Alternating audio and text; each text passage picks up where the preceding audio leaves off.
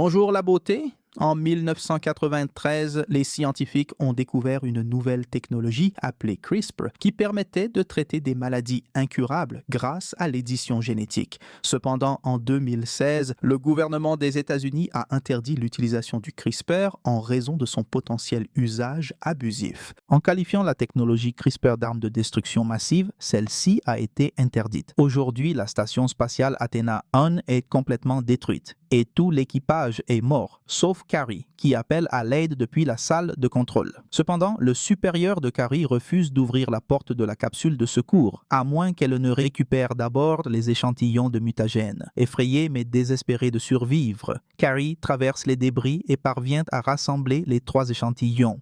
Malheureusement, elle est repérée par l'ennemi. Une expérience ayant mal tourné a créé un rat mutant monstrueux devenu fou qui se lance maintenant à la poursuite de Carrie. L'astronaute fuit aussi vite que possible à travers les débris et les flammes, réussissant à entrer dans la capsule de secours juste à temps. Carrie décolle et voit la station exploser, mais les dégâts causés par le rat compromettent également la capsule, qui explose à son tour, tuant Carrie. Les débris de la station retombent sur Terre. Quelque temps plus tard, dans le sanctuaire naturel de San Diego, le primatologue Davis présente Nelson et 2 nouveaux collègues à l'enclos des gorilles. Le nouveau membre du groupe Pavo est très agressif et dérange les femelles. Davis utilise le langage des signes pour l'apaiser. À ce moment-là, George, le meilleur ami de Davis, un autre gorille, s'approche. La présence d'un autre mâle rend Pavo à nouveau agressif. L'un des nouveaux employés prend peur et tente de s'enfuir, mais Pavo le poursuit et le plaque au sol. Avant que la situation ne dégénère, George intervient et chasse Pavo. Une fois le calme revenu, George et Davis échangent des plaisanteries en langage des signes. Davis rappelle à George que Pavo fait désormais partie de la famille et qu'il doit être protégé. Quand Davis lui demande un coup de poing amical, George lui montre son majeur avant d'obtempérer. Plus tard, l'une des nouvelles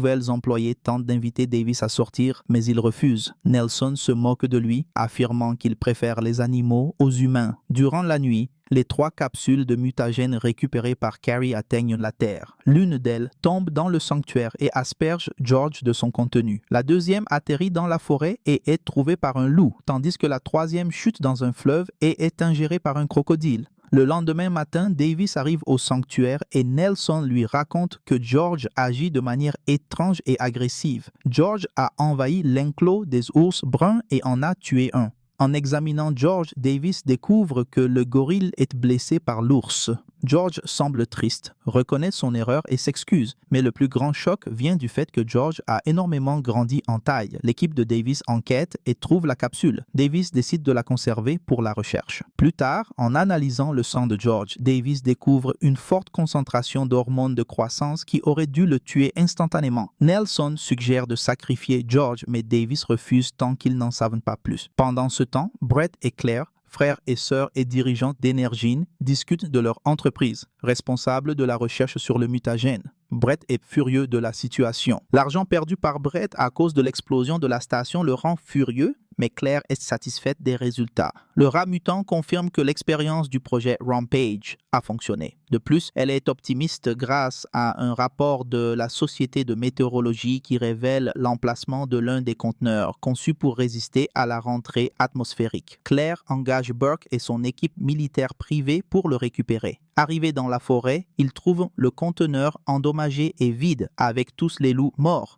Burke informe Claire qui comprend qu'un loup subit des mutations. Elle ordonne alors à Burke de capturer la créature. En ville, Kate voit au journal télévisé à la fois la tragédie de la station Athena 1 et l'attaque de George contre l'ours, ancienne scientifique d'Energine. Elle fait le lien entre les événements et se précipite au sanctuaire. Elle raconte à Davis que la capsule trouvée contient un échantillon qu'elle a elle-même créé. Davis est sceptique, mais Kate décrit les symptômes de George pour prouver qu'elle sait ce qui se passe. Elle explique que le mutagène modifie l'ADN de George en le mélangeant avec celui d'autres animaux, le faisant grandir rapidement et devenir agressif. Soudain, George s'énerve. George brise la cage et s'échappe, semant le chaos parmi les visiteurs du sanctuaire. Il détruit même des voitures à coups de poing. La police arrive et se prépare à ouvrir le feu, mais Davis intervient en utilisant le langage des signes pour calmer George. Les policiers baissent leurs armes. Cependant, un tireur à bord d'un hélicoptère ne reçoit pas l'ordre et tire sur George avec des fléchettes tranquillisantes. Pendant ce temps, dans la forêt, Burke et son équipe rencontrent Ralph, le loup mutant. Ils le font tomber de l'hélicoptère et atterrissent pour chercher son corps, mais trouvent une empreinte gigantesque. Peu après, Ralph attaque par surprise, tuant les soldats un par un. Ils tentent de se défendre avec leurs armes et l'hélicoptère utilise une mitrailleuse, mais la peau de Ralph est devenue si dure que les balles n'ont aucun effet. Ralph peut désormais sauter à une hauteur impressionnante et détruit l'hélicoptère. Au sol, Burke est le seul survivant et tente de se battre à nouveau, mais Ralph le dévore. La nuit, Davis et Kate sont arrêtés par l'agent Russell du FBI pour des expériences illégales présumées sur George. George est transporté avec eux à bord d'un avion gouvernemental. Davis remarque que les blessures de George sont déjà en train de se refermer. Russell interroge Davis, le provoquant sur le fait qu'il a quitté l'armée pour s'occuper des animaux et insulte à la fois lui et Kate, ignorant leurs avertissements sur le danger de garder George à bord d'un avion. Russell révèle que Kate a été licenciée d'Energine des années plus tôt pour avoir tenté de voler les recherches de l'entreprise et qu'elle a passé 13 mois en prison. Kate admet qu'elle ne peut pas guérir George, ce qui fait perdre à Davis toute confiance en elle. Chez Energine, Claire découvre le passé de Kate et Brett craint qu'elle ne collecte des preuves pour détruire l'entreprise. Il la considère comme une menace. Il est également révélé que Claire possède un remède contre le mutagène. Claire élabore un plan. Elle attirera tous les animaux mutants vers son bâtiment en utilisant des ondes radio à basse fréquence où l'armée les attendra pour les éliminer. De cette manière, elle pourra récolter leur ADN et le vendre plus tard. Elle ne se soucie pas de Kate, convaincue que George finira par tuer tout le monde à bord de l'avion tôt ou tard. Lorsque Claire active le dispositif, Ralph cesse immédiatement de détruire les routes et les voitures et se dirige vers la ville. Lizzie, le crocodile mutant, perçoit également le signal et part en direction de la ville. À bord de l'avion, George devrait être sous sédation, mais le stratagème de Claire le réveille, furieux.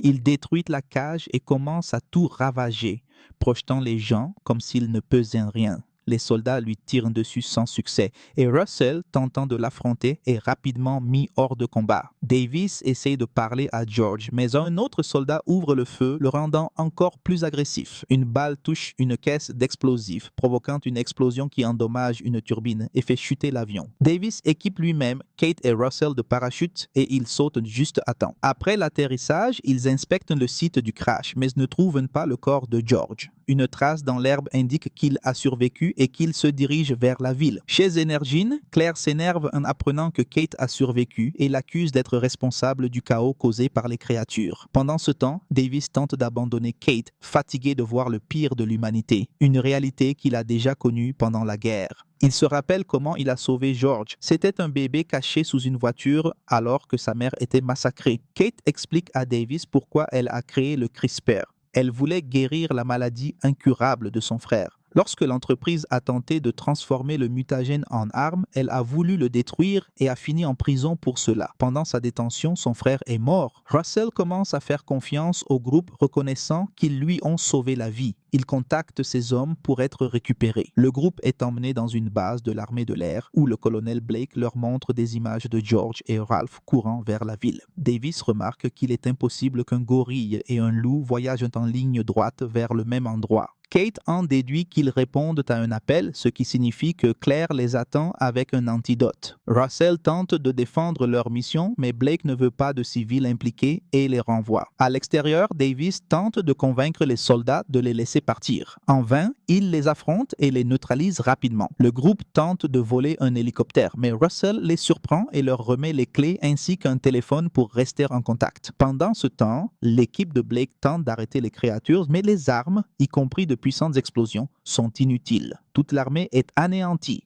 poussant Blake à ordonner l'évacuation de la ville. Russell informe Davis, qui n'est pas d'accord, qu'ils réussiront à évacuer tout le monde à temps. Lorsque George et Ralph arrivent en ville, la destruction commence immédiatement. Ils abattent des bâtiments, détruisent des véhicules et attaquent tout hélicoptère qui s'approche. L'armée les affronte avec des chars et des armes lourdes. mais rien ne fonctionne et les créatures continuent de tout ravager. Peu après, Lizzie, le crocodile mutant, arrive depuis le fleuve et rejoint la destruction. Elle utilise sa gigantesque mâchoire pour broyer des chars et des avions de chasse. Désespéré, Blake ordonne de préparer une bombe pour détruire la moitié de la ville. Russell tente de l'arrêter en expliquant que Davis et Kate arrivent avec l'antidote, mais Blake ne lui fait pas confiance. Blake expulse Russell de la base. Cependant, Russell reçoit les résultats des preuves trouvées chez Energine et appelle une voiture pour procéder aux arrestations. Pendant ce temps, Davis et Kate arrivent chez Energine et volent 3 fioles d'antidote. Claire les voit via les caméras et intervient pour les arrêter. Claire explique que l'antidote bloque uniquement l'agressivité, mais conserve la taille des créatures. Elle prend les fioles à Kate et tire sur Davis, qui s'effondre,